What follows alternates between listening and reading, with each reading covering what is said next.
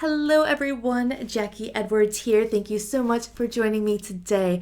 Today we are talking about a topic that is close to many of your hearts because I get so many questions on this. I've done videos about contracts before, but I wanted to do another one just so that you can all feel better about contracts and get that warm fuzzy feeling and then move on. Because this holds up so many people from starting their business and I don't want it to hold you up.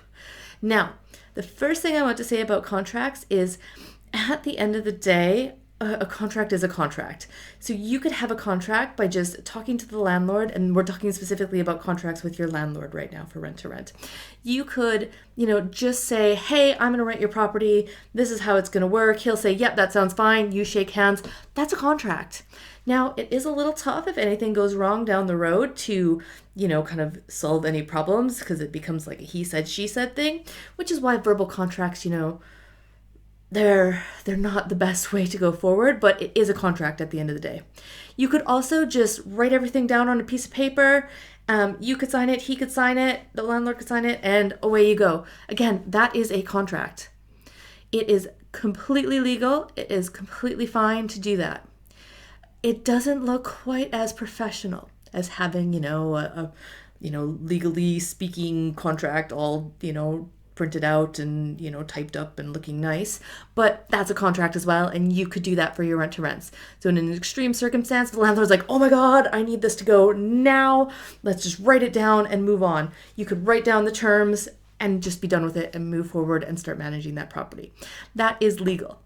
At the end of the day, the worst thing that could happen is if you've written the contract wrong or done something wrong, maybe you're going to lose a little bit of money. Like, you're not going to go to jail because you've used the wrong type of contract. And actually, to be honest, the landlord is more at risk than you. So most of the types of contracts are really for, protecting the landlord and making sure that, he's safe because he's the one that will have other contracts on his house. He's the one that owns this property. So he's the one most at risk. So really, he's the one that needs to be reading this contract, making sure it's suitable, making sure his mortgage company will approve of it, making sure his insurance company will approve of it. That is not your job. You do not have to do that. You are not a mortgage broker, unless you are, of course, and then, you might be able to help him a little bit more. You are not an insurance broker. Unless you are kind of certified and qualified in those skills, you cannot give the owner advice on them. So just give them a contract. And if they don't like it, they'll let you know and maybe you can change it then. All right. But technically, there are two different types of contracts you should be using for your rent-to-rent deals. There's a management agreement and a commercial lease agreement. Let's look at service accommodation first because I want to keep this as simple as possible. With your service accommodation, I recommend you use a management agreement every single time. So the only kind of real benefit I see when you're using a commercial lease agreement is when you're doing it with HMOs and there's some tax benefits. Otherwise, with service accommodation, you don't have those same tax benefits. So just use a management agreement. Management agreements are fine with mortgage companies. A management agreement is the same type of contract that letting agents use. So if letting agents can use this contract, you can use this contract too. Mortgage companies understand it. They might call it something different. So it might be called an agency agreement or a lettings contract, or people can give names to whatever the hell they want. But a management agreement basically says you are managing this property on behalf of the property owner. Simple as that. You are, not leasing this property. You are just managing it. And if you're doing service accommodation, use that for every single one of your properties. It keeps it super simple. You've basically got a system that you've set up. All you have to do is be like, Mr. Landlord, Mrs. Landlord, this is my contract. Have a read through it. This is what we do, and move on. You don't have to worry about which one should I be doing in this situation. No questions. All right. If you're doing HMOs, you do have a little bit more of a choice.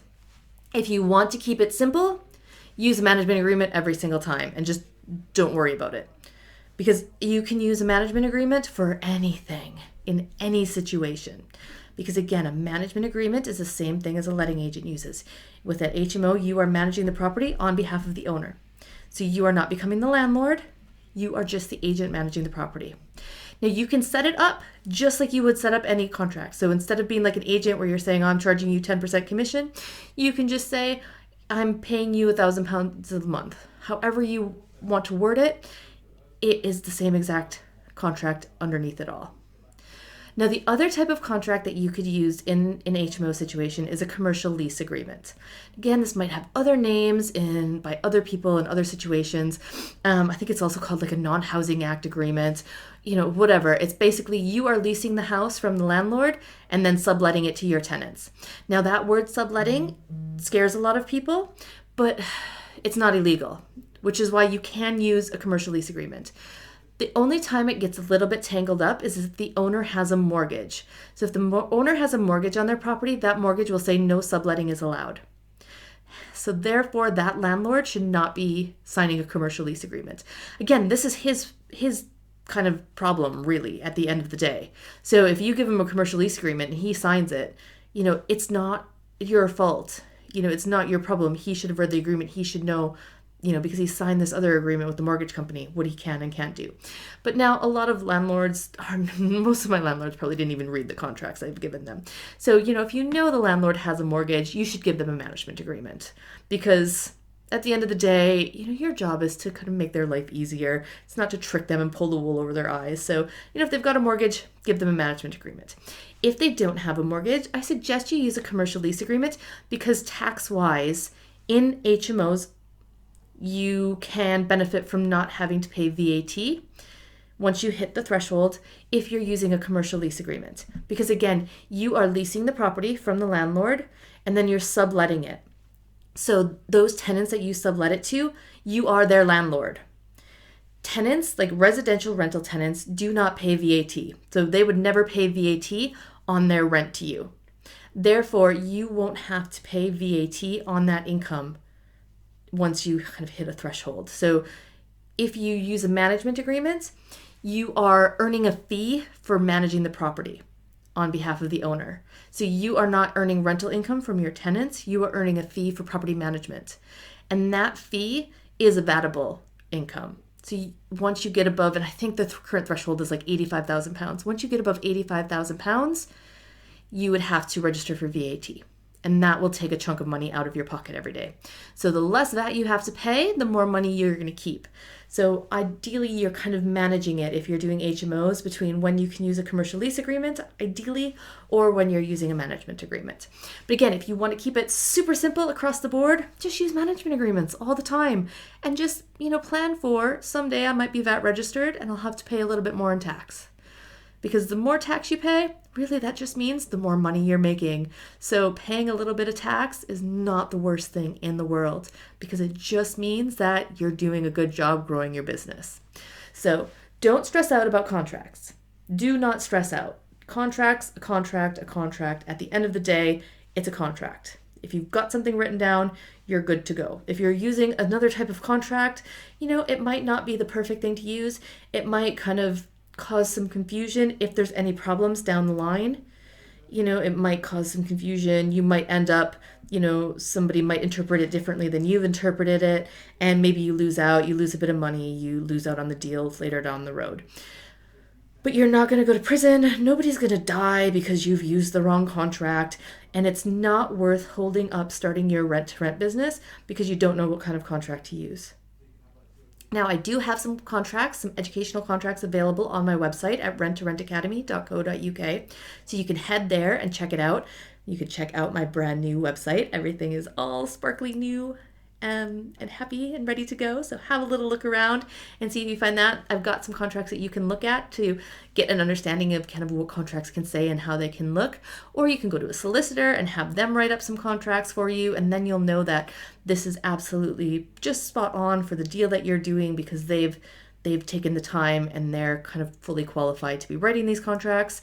Or again, you can just write your own. I probably wouldn't recommend you just write your own unless you're a lawyer or have some legal background.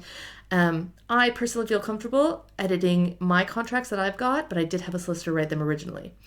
But I feel I used to be an accountant, and I wasn't a numbers accountant. I was more of a technical rules following accountant. So I interpreted the rules and the guidance for my clients. So I read a lot of legal accounting mumbo jumbo and contracts and things. So I feel quite comfortable editing my own contracts. If you don't, go to a solicitor, have them do it. Keep this simple. Do not let it hold you back. And remember, a contract's a contract at the end of the day. So head over to my website, check out my contracts, scroll around, check out my other videos, and I will see you in the next video.